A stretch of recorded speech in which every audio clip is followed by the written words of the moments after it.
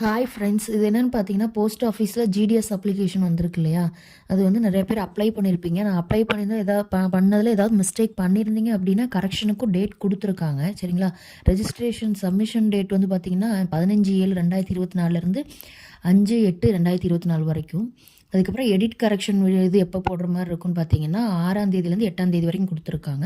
அதனால ஏதாவது மிஸ்டேக் இருந்தாலும் அந்த டேட்ல நம்ம வந்து மாத்திக்கலாம். சரிங்களா? இதுக்கு வந்து பார்த்தீங்கன்னா, சேலரி என்ன இதுன்னு பார்த்தீங்கன்னா, ஸ்லாப் பார்த்தீங்கன்னா, பிபிஎம்முக்கு வந்து பார்த்தீங்கன்னா, 12,000லேருந்து 29,000 வரைக்கும் வரும். அதுக்கப்புறம் ஏபிபிஎம்முக்கு வந்து பார்த்தீங்கன்னா,